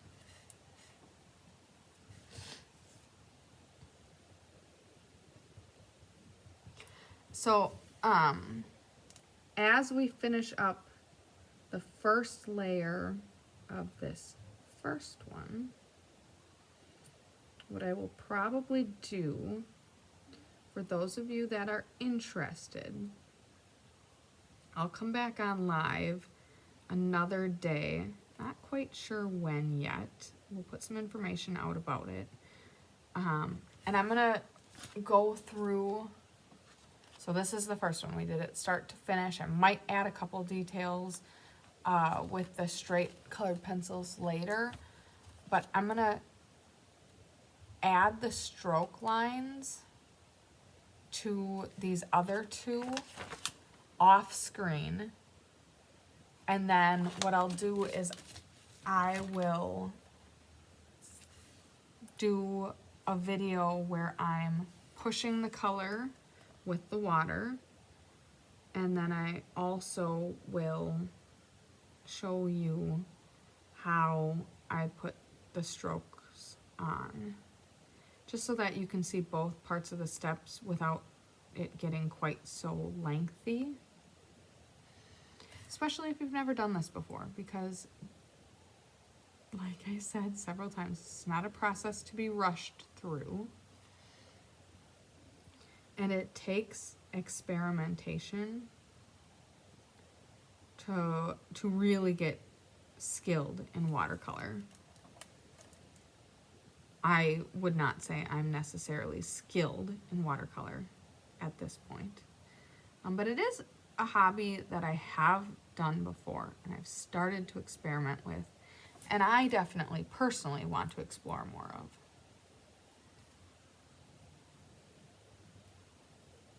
Okay, so again, I'm gonna clean out my bristles and now come back in with just straight water and paint in the white spots and start to push some of that pigment in its lightest form out to the edge.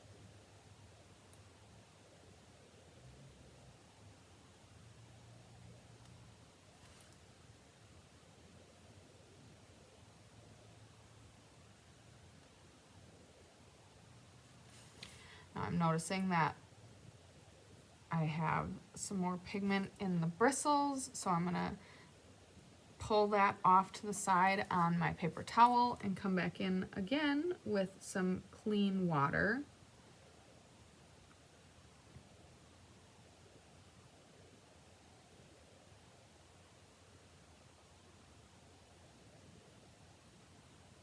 Okay. I think that is all of the Coastal Cabana. Next, I'm going to do the Berry Burst.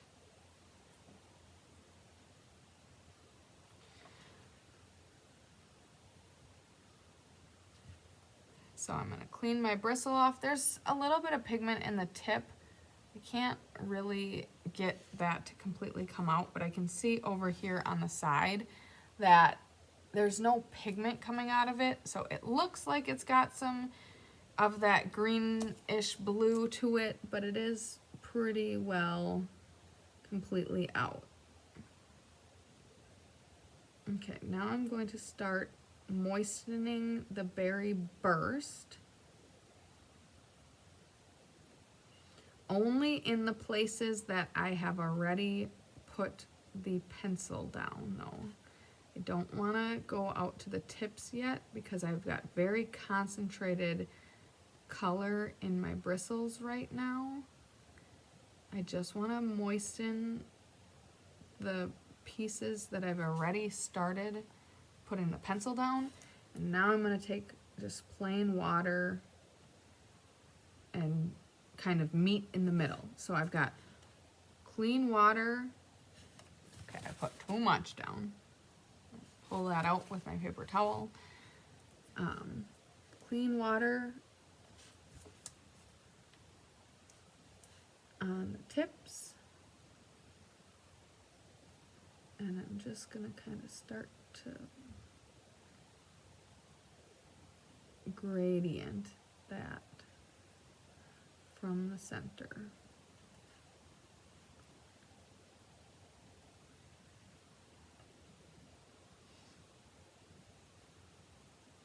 Of course, I don't want the tips of the leaves to be completely white. So some of these here, I need to pull a little more of the pigment farther out.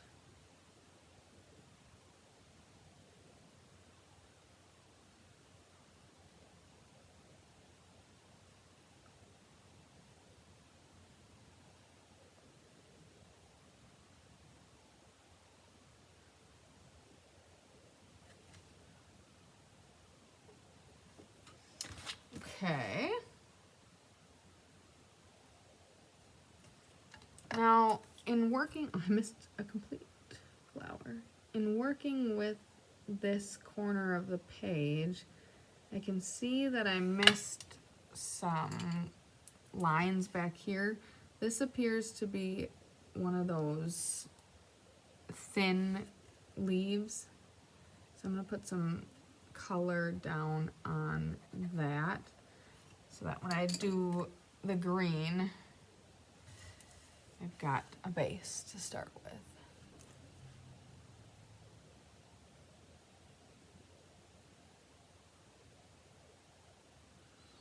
Okay, again, I'm just going to start by adding some adding some water to the colored pencil strokes, moistening them up. Wah!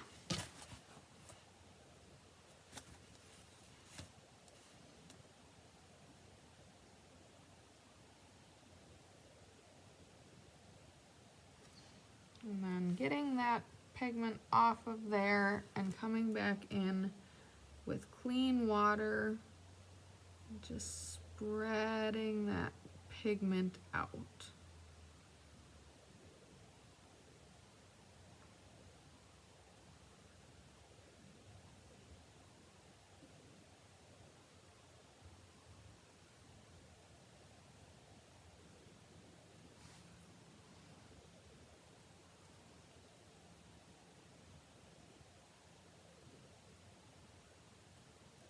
Okay, wow, we've got a couple more.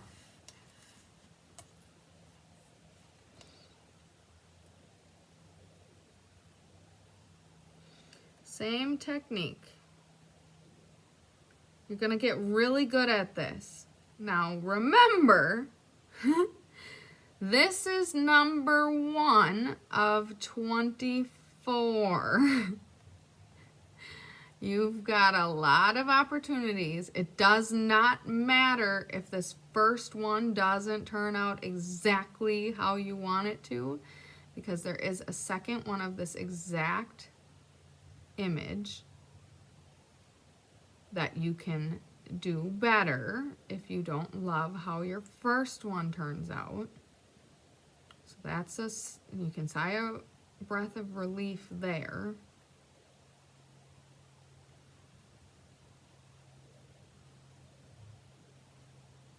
And I presume as you go through the whole booklet of them, your technique as a whole is just going to elevate as you go. Oh, I missed one.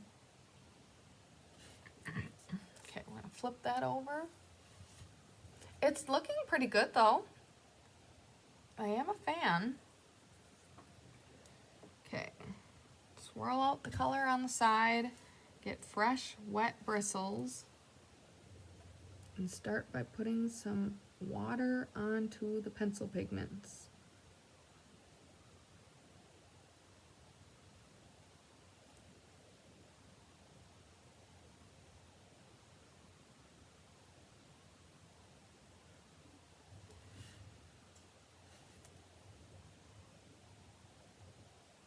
Because this is not card making, and it's much more artistic, you can probably tell it's harder for me to comment as I go, because I do have to focus.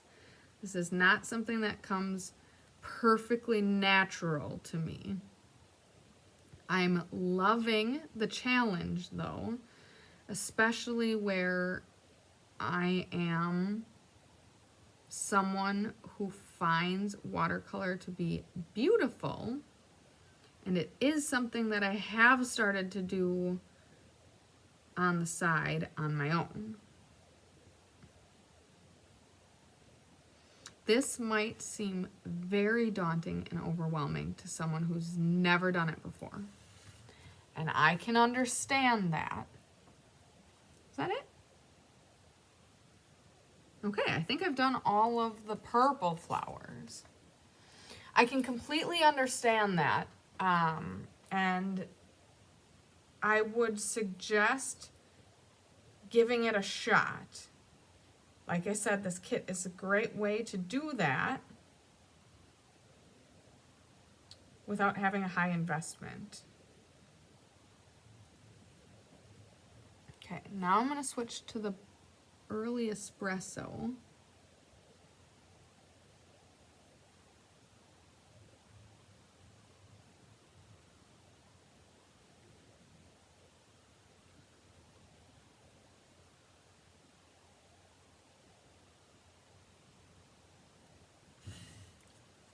Very pretty.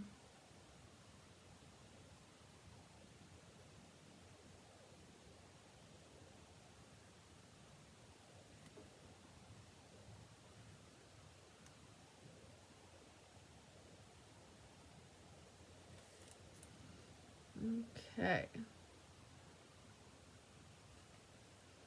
Just gonna push that brown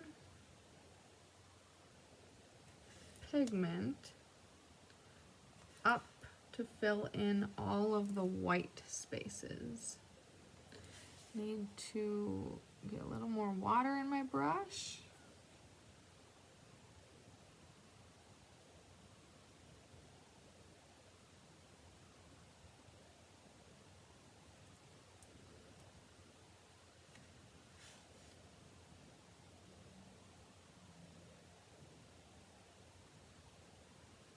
Carry some of that pigment over. Now, you might ask, what do you do with these? Well, being a 4.5 by 6, I think I said, or was it 4 by 6.5? It's not really a card size. You could use elements of this in your cards. Or what I would consider this for myself, okay, I think I'm moving on to the green now. I would consider this kind of an investment in learning the medium and learning the technique so that you can use this technique in other places in your card making. So maybe you don't use it anywhere. Maybe it just kind of stays together in the collection for just looking at. That is where this is kind of mixed media. You're mixing artistic elements into your card making. Okay, bring some more water.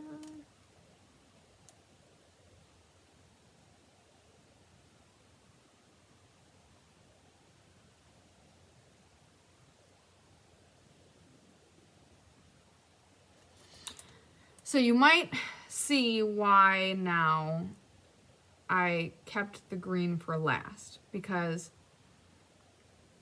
I'm just using the green. There's some areas that are questionable. Like, is it a leaf? Is it part of a flower? I'm just pulling that green pigment to fill in the leaves. And then, okay, so I've got a little water on my surface, which I don't want.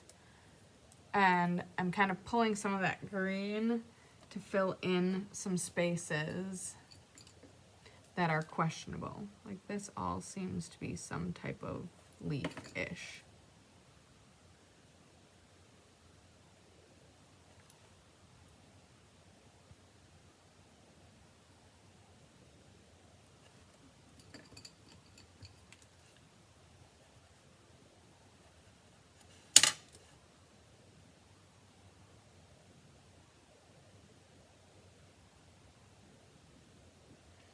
All right, just pushing that pigment along with the water. You might also notice that the water is starting to warp my paper. And that's what I was talking about earlier with typically when I watercolor, I will adhere the piece that I'm working on to a maybe clipboard or chipboard with painter's tape, but with this being imagery all the way to the edge, I can't really do that. So this is probably going to warp. That's just kind of how it works.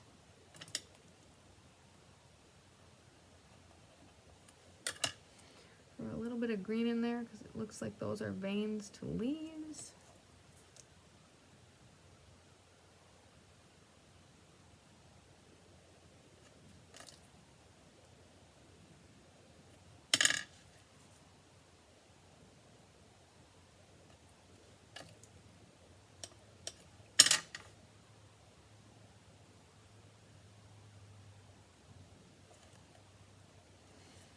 Okay, here we have, okay, pull a little more water into the bristles.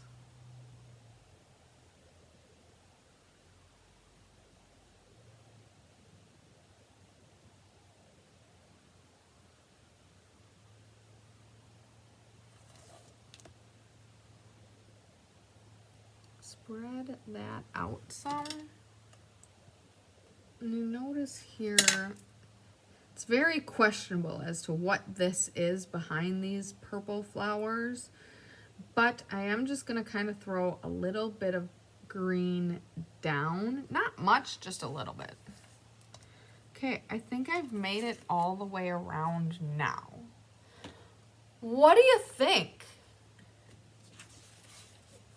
Do you like it? Do you want to try it? Does it completely overwhelm you? Every answer is acceptable. So I'm going to pop back and zoom out.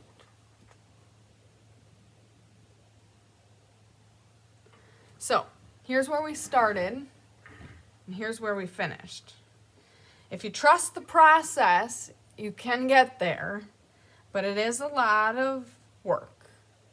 It's a lot of experimentation. I'm gonna bring this back up to the camera. Do you like it? So, that was only one of them, and I spent maybe an hour on it. So, just know that